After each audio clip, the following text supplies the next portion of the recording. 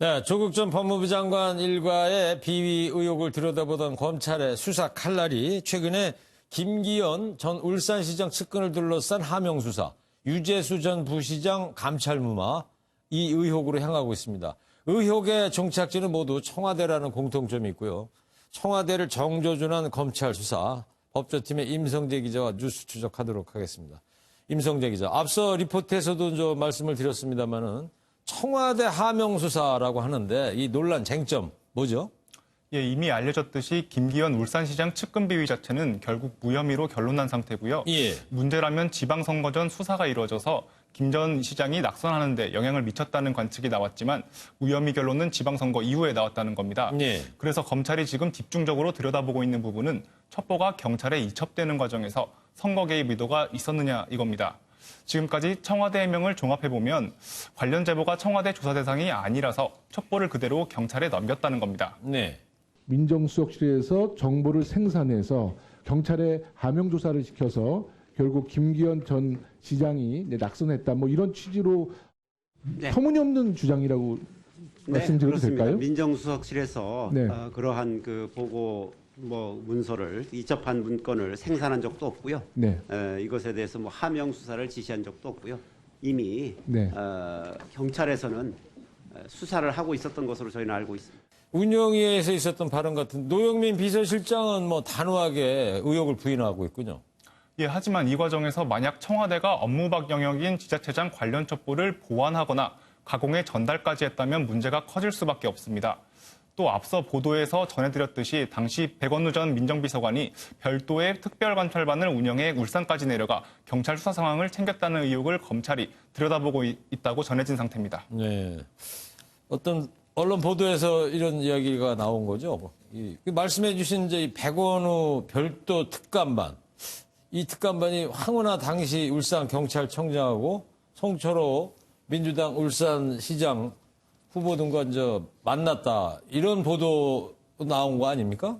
예, 오늘자 한 일간지에서 지방선거가 있기 전인 지난해 1월에 황운하 당시 울산경찰청장 등 경찰 2명과 송철호 울산시장, 당시에는 물론 후보였죠. 그리고 서울에서 온 인사 이렇게 4사람이 울산의 한 장어집에서 회동을 했다는 보도를 했습니다. 검찰이 서울에서 온 인사가 말씀하신 백원우 특감반원으로 추정되고 이 자리에서 첩보 수사와 관련된 논의가 이루어진 게 아니냐는 내용입니다.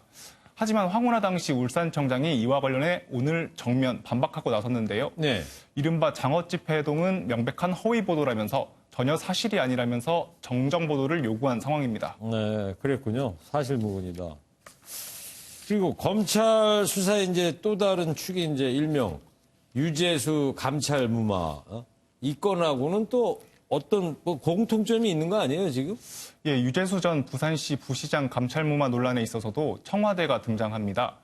유재수 전 부시장의 경우 이미 검찰에서 청구한 구속영장이 발부돼 개인 비리 혐의에 대해서는 상당 부분 인정된 상황입니다. 네.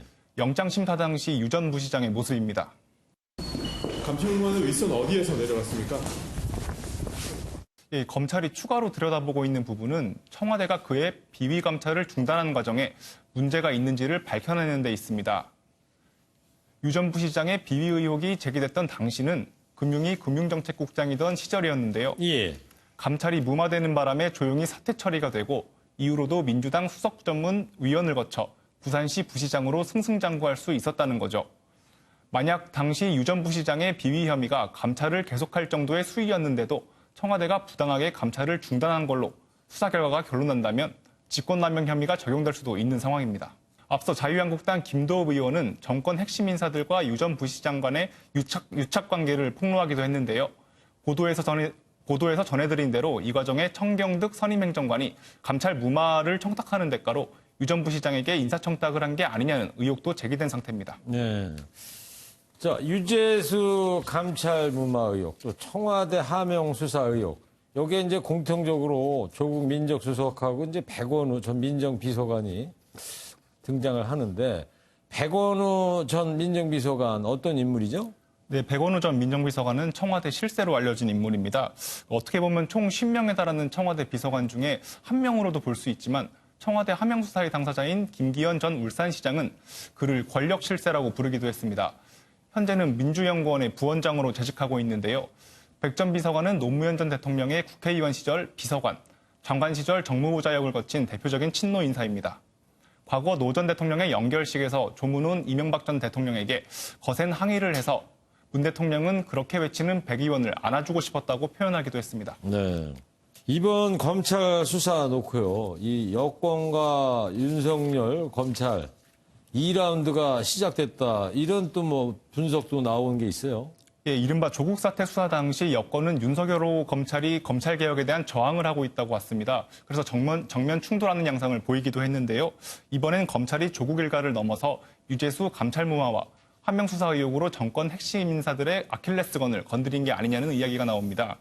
하지만 지난 19일 국민과의 대화에서 문 대통령은 여전히 윤 총장을 신뢰한다고 밝히기도 한 만큼 검찰의 이 수사 방향과 의도에 대해서는 좀 더 지켜봐야 할 것 같습니다. 네. 조국 전 장관 일가의 수사가 이제 마무리 수순을 밟고 있지만 하명 수사 또 감찰 무마권으로 검찰과 여권이 또 강대강 대치하고 있는 상황입니다. 반복되는 갈등에 국민의 피로감이 커질 것 같습니다. 뉴스 추적 임성재 기자였습니다.